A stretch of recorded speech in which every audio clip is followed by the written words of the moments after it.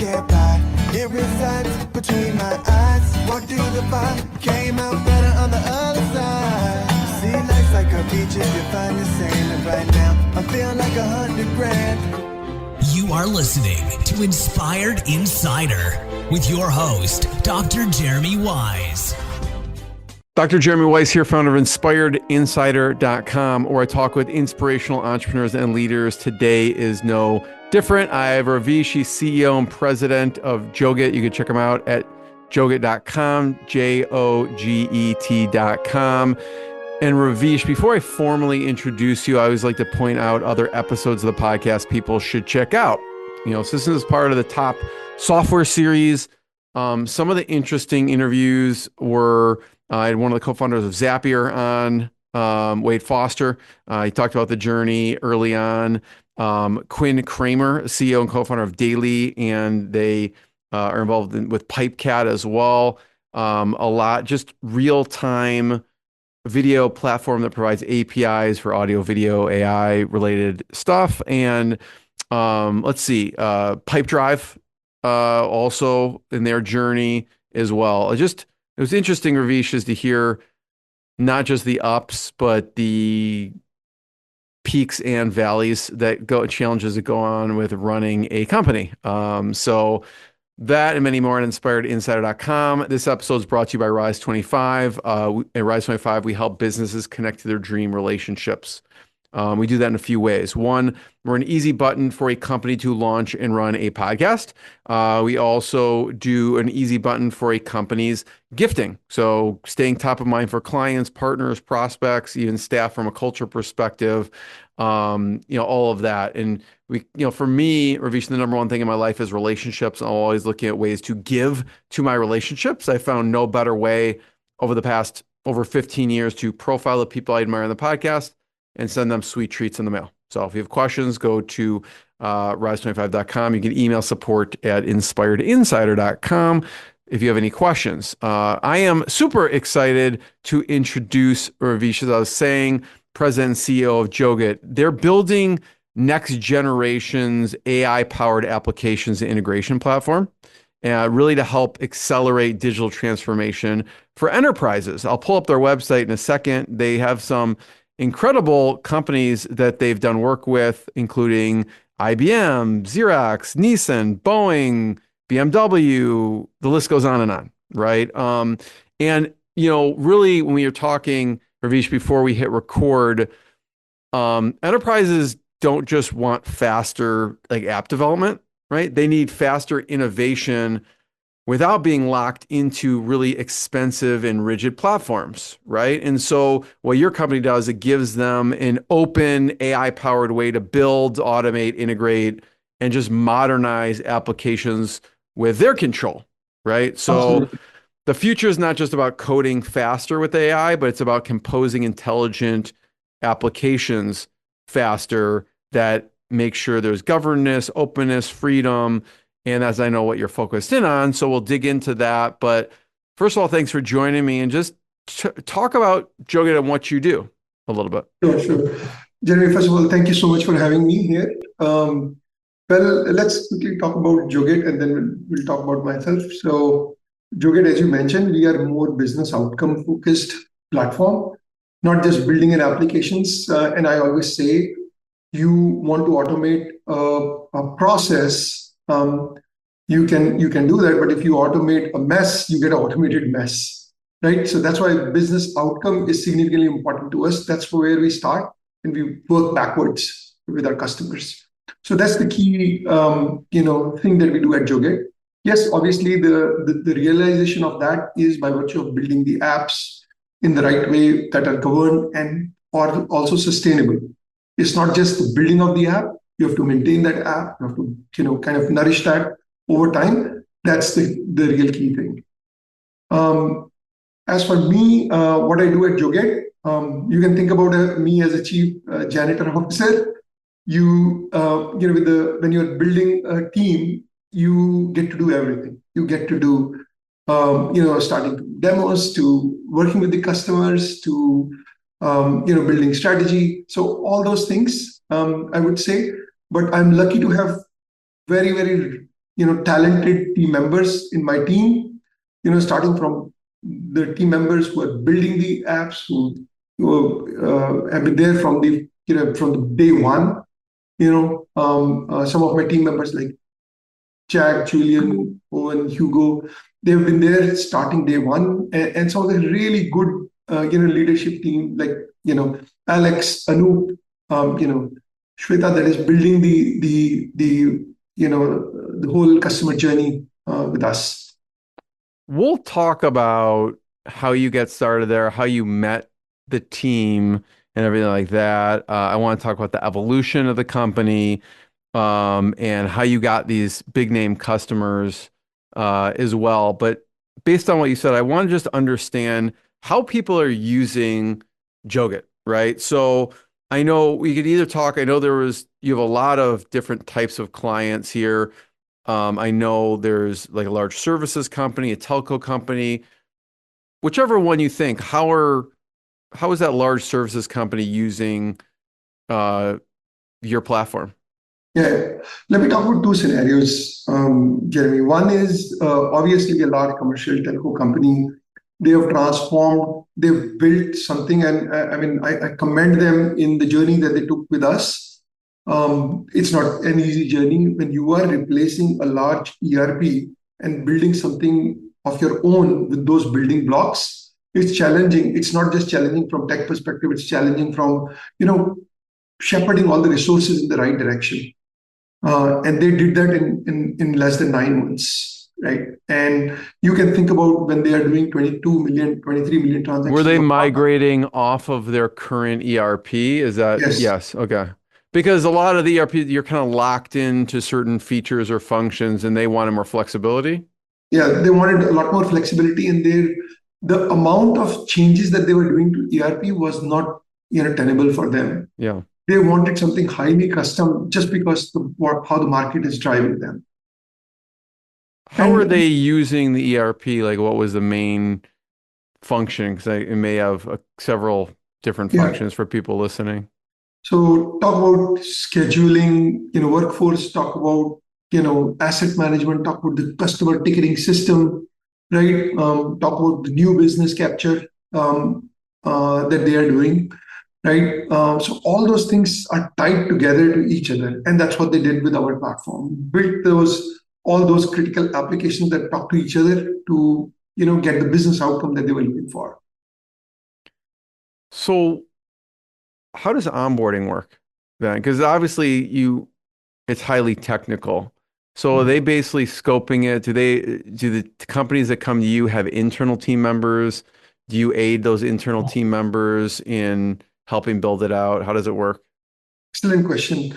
So it works both ways. One path is they want to learn and they want to do it themselves. Second, channel is they work with the SIs and they want us to partner with those SIs, or in some cases, SIs take us to those customers, right? So we work with large SIs, like Infosys and Digitide, and Agile, various SIs across the globe that we are working with to take it forward to their customers as well. And that's what we do.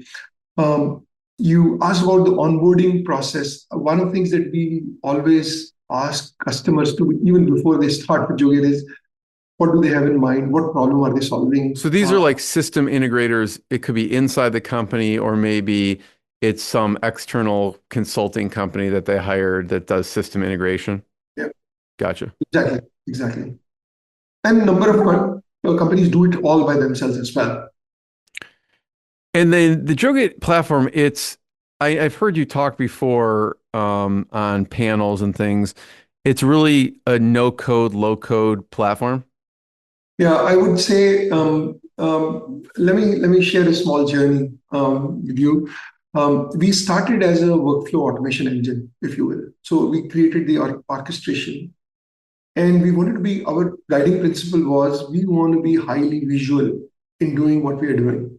And I'll bring the story home because this is what the interesting unfolding of what we were thinking and what AI brought in came in together, right?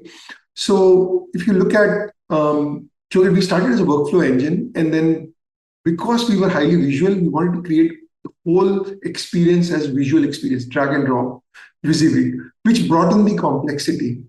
Now, we being open source, it's highly pluggable architecture, which meant you can create components and weave that into Joget framework. Then came the AI era wherein prompt and generate the app.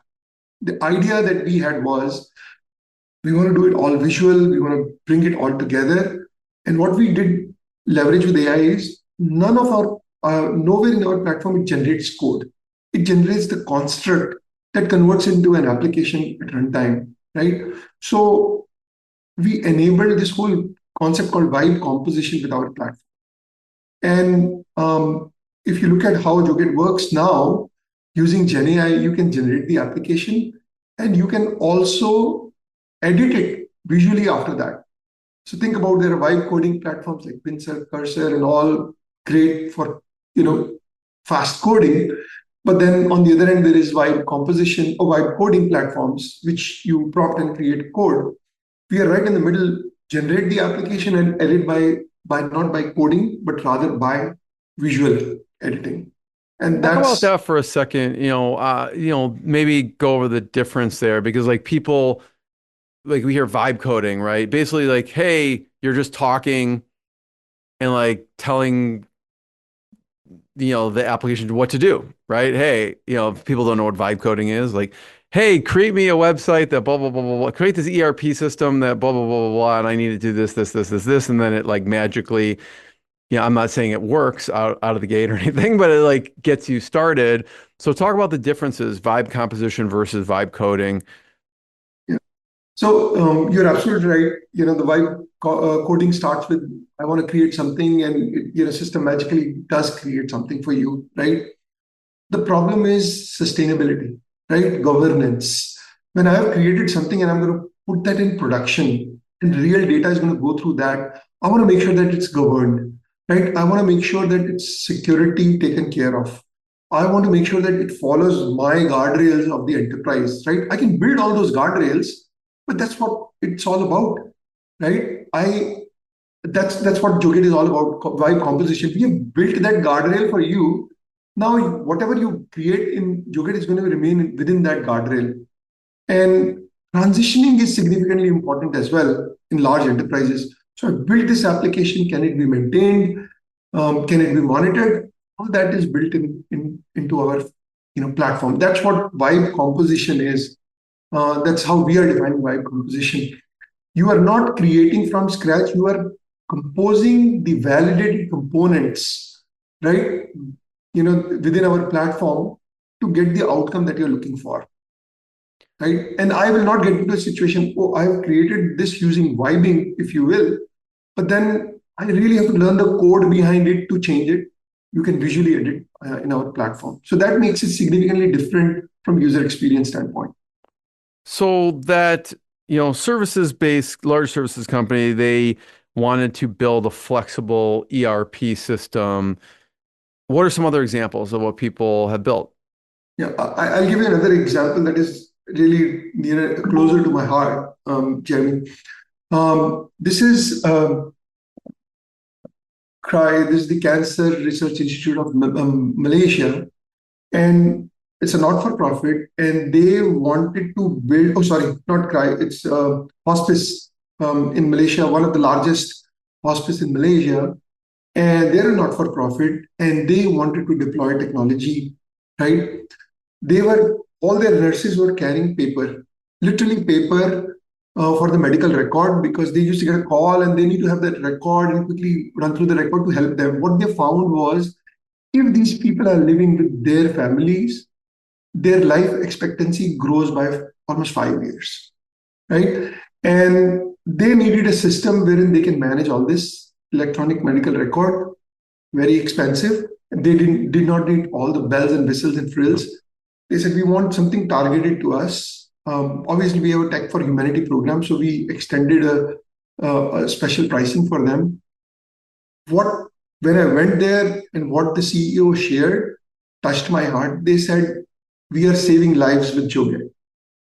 right? Now, when the nurse gets a call, all she does is log into her iPad, pulls the record, and is able to know exactly how I need to deal with this, episode of a patient. That means a lot for us. It's really interesting. There's a lot of use cases. ERP, they used it to kind of digitize. They don't have to use paper. Um, let's go back to the beginning for a second. How did you even get involved? I know you were, listen, you studied as an engineer. You worked for some large companies nationwide, Blue Cross Blue Shield. How did you originally come across Joget? So, interesting story. Obviously, I actually have been, even prior to, uh, back when I was in college, I had a startup at that time as well. So I had a startup earlier, learned a lot of lessons you're doing that startup. Then I had a chance to work in a large SI, which is now our customer as well. Interesting enough. And then I had a chance to work in highly regulated industry, insurance industry, right? Talk about PNC, healthcare, so on and so forth. A lot of experience in owning the applications in production, what it means when it goes down, right? And now on the fourth side of the table, so Joget started as a small open source, right? And I'm very I would say tech savvy, interested in open source, how we can make difference from open source standpoint. I found this beautiful small team that is building I'm curious real very quick interesting. on the open source side, Raveesh. Mhm. What is the business model originally, Mhm. right? Because open source, they're not charging for it, right? It depends, Jeremy. Okay. There are two types of models. One is open source, that is completely open source, and you charge a support fee for that. The other one is like us, we are a open source, but there is an enterprise version that is licensed because all the enterprises need a different level of support.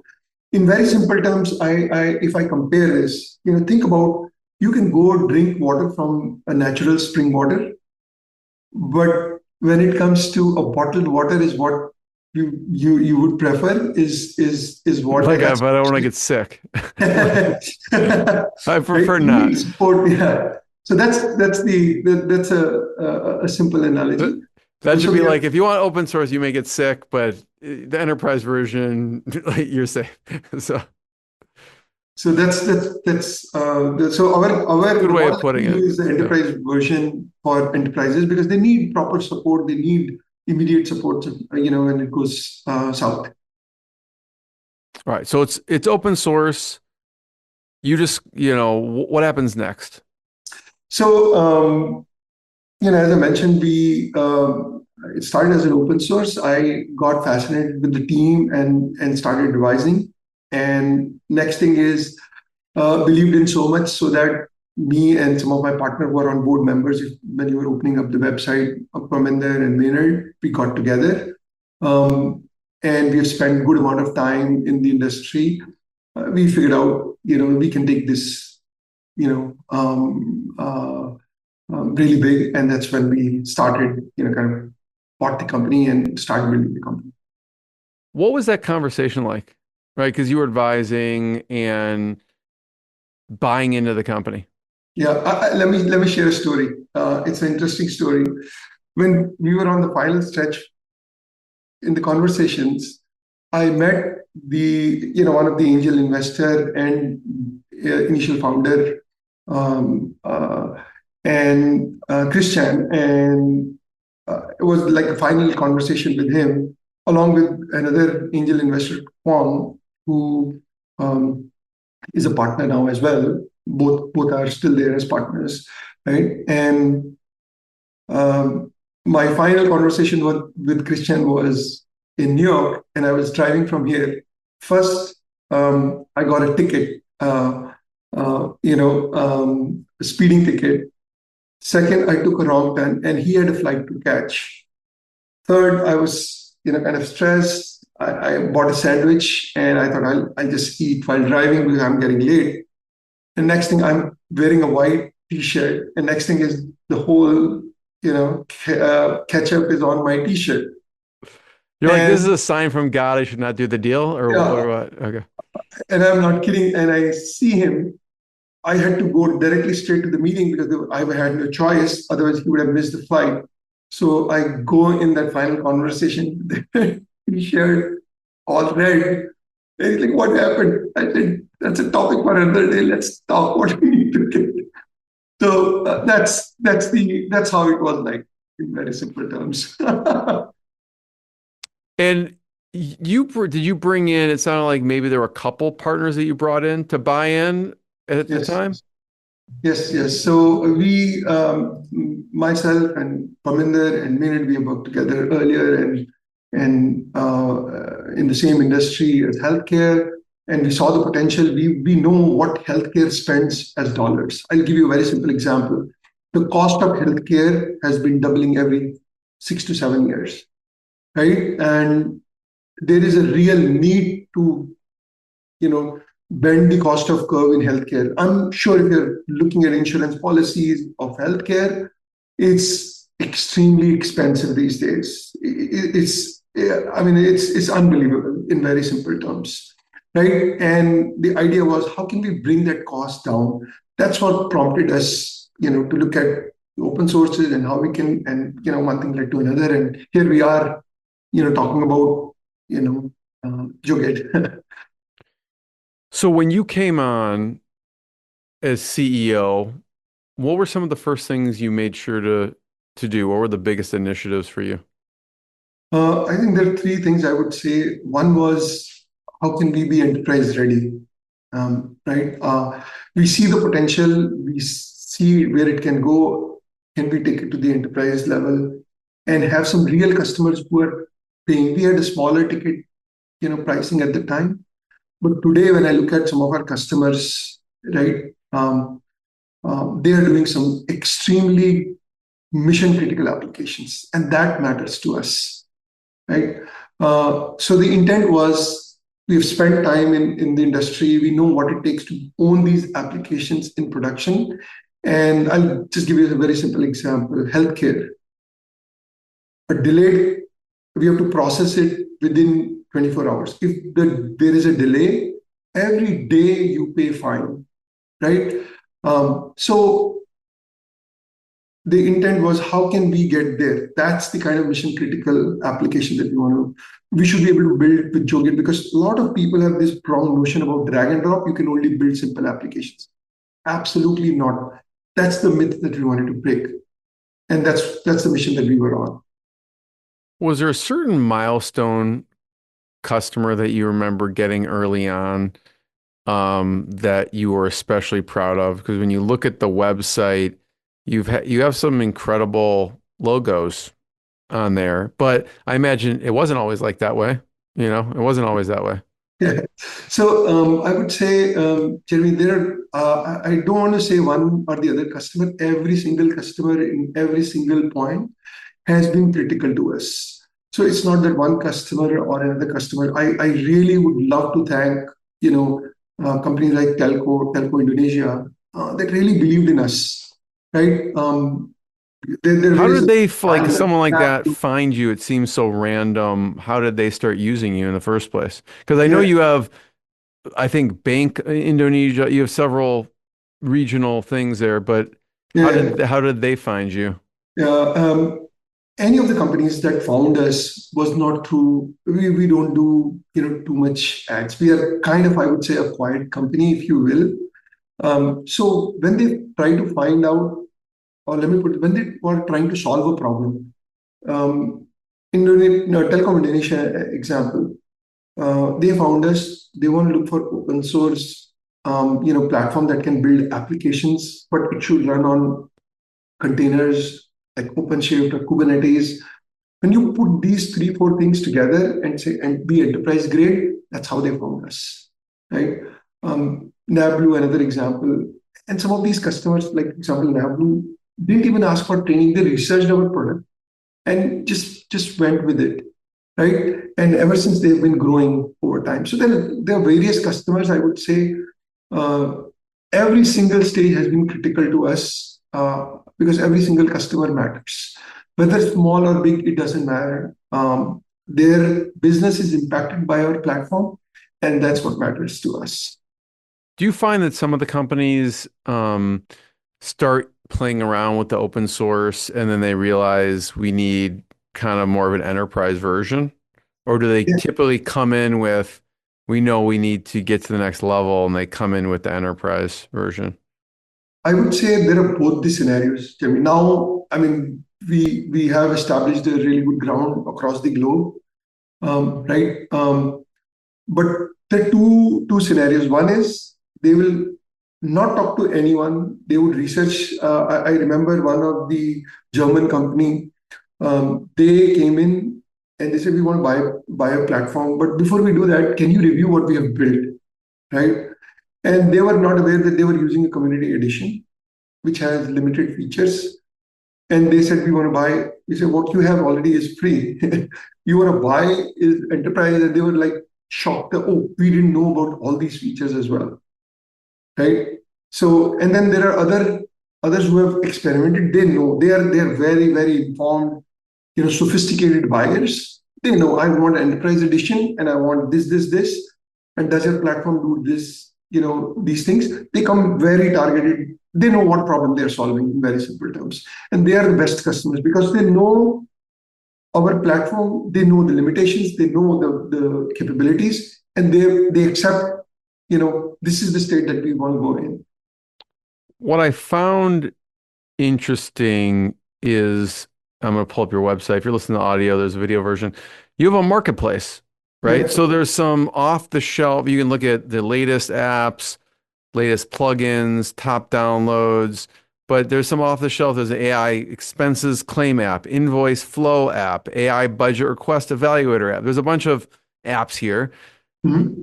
Talk about the decision I don't know if this was on the site from the beginning or this feature of the marketplace. No, actually, it has been from the beginning, Jeremy. The reason why this is there is there are a lot of assets on marketplace which are absolutely free to our customers. Two things. One, we want something value to be provided to the customer. So we keep rolling out new applications that you can download and just start using and start modifying. It saves time. It saves time to structure these things, right? You can very quickly start deploying these and go live. These are applications that you can get started with very quickly, right? So yeah, you can see, I mean, you want an invoice application, you can quickly get started, so on and so forth. Especially for mid-tier customers who are always struggling with the amount of resources they can deploy. Can I get this done faster? I have a business outcome that I need to achieve. How can I get there faster? That's what this does. And plugin is something, a smaller capability or that is built outside the core platform, but enables you to with a new feature on our platform. So we keep releasing those things on our marketplace, absolutely free of cost. Now we are trying to monetize this by virtue of extending this to our partners. Our partners are releasing solutions on our marketplace. So that's what is in progress now. So people, Raveesh, may have like 4 different softwares or applications they're using currently that they're paying subscriptions for or something like that. They can go on Joget and be like, listen, I can replace my invoice software or whatever it is and build it and kind of integrate it into whatever other systems through what you've provided. Is that accurate? Yeah. Actually, let me give you a real underlying scenario, Jeremy. What we are finding is a lot of companies have signed up 5, 10, 20 different type of SaaS for what they're doing. And there is invariable need for bringing that data together for various reasons. And now, especially with AI, it is that much important now. And second thing is they sign up these, SaaS, and the data lies there, right? And now everywhere I'm begging my data to bring in. Joget, one thing that we have done is you deploy on-prem. This power is going to be on your prem. So when they see that and they start building these various apps, and we have made significantly easy for a Joget app to talk to another Joget app. It becomes really interesting to build all these apps that can talk to each other. And now when I want to throw AI at it within Joget, I can do that very fast. I can build an agent that can pull data from another application seamlessly within Joget. I'm wondering who's a good fit to use Joget. And I just want, before you answer that, I want to encourage people, you can go to Joget actually, and there's a marketplace. And I just encourage people to check it out because you can just see what's possible, even that you may not have thought of, right? Because I'm in the marketplace here and I can click on AI agents and I see what stuff has already been created, right? That I may not have thought of actually. AI candidate screener app. There's an AI budget request evaluator app. There's an AI complaints management app. There's an AI contract review app. So some of these things may just give you ideas of what what I am not even automating or creating or using AI for actually. So who's a good fit to come on the platform and start using it? Or certain size companies or types of companies? No, actually, Jeremy, I would say we have various government agencies as our customer. We have Fortune 500 companies as our customer. And the companies that are really, really leveraging our platform by building multiple applications are these, I would say mid to large tier companies who are between maybe 200 million to $2 billion. They really go ballistic on platform. There are customers who have built 200 applications, all sorts of applications that they're running on their, for their business. So, that and obviously as we are growing, we are finding large customers are coming now, building, as I mentioned about telco, really large system that they have built on our platform. Yeah, I'm looking at some of these tools, like I'm in the office tools here. I imagine companies use Slack or something like that. And so you can see there's a messaging app, a simple message you can easily chat with Joget user within your organization. So I imagine people could kind of explore what's been created and it's kind of a plug and play situation. Absolutely. Yeah. Absolutely. And good thing is you can download this and edit it as you need necessary. Yeah, there's a simple CRM here. There's a sales management app here, quotation. So there's some really interesting applications here. What we're doing with marketplace is just sharing the art of possible. Yeah. Right. Because every app that customer is building a custom app for their environment, for their business scenario. But a lot of times customer does not, they may not be aware, oh, these are the other things that can be done in Joget, right? From business standpoint. And that's what our intent with this marketplace is, show them the art of possible. I'm wondering on the marketing front, you said you don't really do traditional marketing or ads. How do you spread the word quicker? Best thing is open source. The idea is community. They start contributing, and next thing is word of mouth. A lot of times, a happy customer is a great referral, right? So some of our customers who have used Joget, they have implemented, and then they left the job and they went to another company, and they wanted to replicate the success that they got with Joget. Yeah. I have one last question, Raveesh. Before I ask it, I want to encourage people to check out joget.com. You can see it's on the, we've been showing it on the screen. Last question is more on some of your favorite resources. Okay. Those resources could be some of your favorite books, business or otherwise.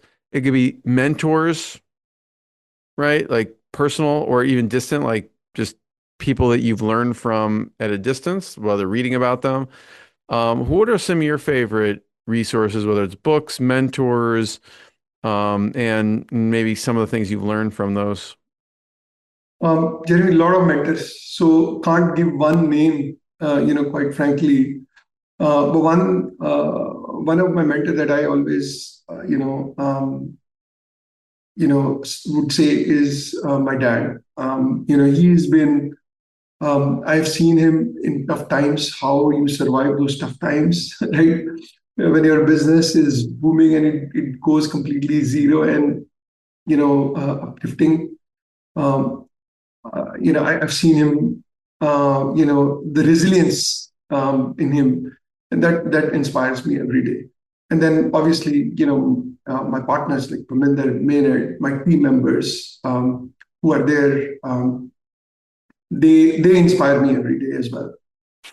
Some of my, I would say, some of the other people who I know, it's difficult to take those names, if you will, because the journey is so much so that you learn every moment, right? But yes, every meaningful interaction I have had with anyone, I've learned something. So, What's an example of what you saw your dad from like a resilience perspective? um, when I was in school, he had a really good business, and that This was business. in India? This was in India, and that business went to zero because of some regulation, and he had to, start, from scratch in very simple terms. And we have a big family to feed, and um, he observing him how he survived, being resilient. And that's something that is uh, I never forget. During tough times, that's what inspires me. Um, Did you know you were going to move to the States at some point? at that time, I had no idea. No. I'll be brutally honest, no idea. I was in school, went to college. Luckily, I joined, Infosys, and a great company where I learned a lot of discipline around this whole application development. And guess what? Um, the and I'm here, by virtue of they sending me to a customer site, and next thing you know, you are here, forever. You mentioned, I'm sure, you mentioned your dad, you mentioned some of the board members here. I don't know if there's a specific piece of advice or learnings from, you mentioned Maynard, and some of the others. Anything stick out for you on something that they shared with you along the way? um, I would say a lot of things, like Maynard or Paminder. I mean, talking about strategy, talking about, again, resilience, while building the companies. Um, I would say, like Jack and Julian as well. They've been there since day one. And Joget has seen its peaks and valleys, and I'm sure we'll continue to see that whichever stage we are in, right? But sticking to the guns and making sure that we do what we say and walk the walk, and that's critical to us, and that's what I've learned, and not just from them, but a lot of other team members have stick, with us for a very long time. You saw Adam, he's actually retiring, and really appreciate how they have, single-handedly managed stuff, right? Great, some of the team members who really started from scratch with our company as just as an intern, and now they're super contributors, if you will. Justin and Derek and Chinze and our AI team lead, which is Anchit. Some of the folks, like Alex, really helped us think through how we should position the company, and Anoop and Shweta really leading the charge, if you will. And now with the customers, really, really, talented folks. Hugo, Owen, Julian, I mean, they are like, They have been in the founding team as founders, and you talk about a 12-year journey, and they are still there, with the same energy and focus. That's amazing. Can I ask for more? Absolutely not. First of all, Raveesh, I want to thank you. Thanks for sharing the journey and some of the lessons along the way. Everyone go check out joget.com and to learn more and more episodes of the podcast. And we'll see everyone next time. Raveesh, thanks so much. Thank you so much, Jeremy. What I got, you can't buy. It resides between my eyes. Walked through the fire, came out better on the other side. See, life's like a beach if you find the sailing right now. I'm feeling like 100 grand.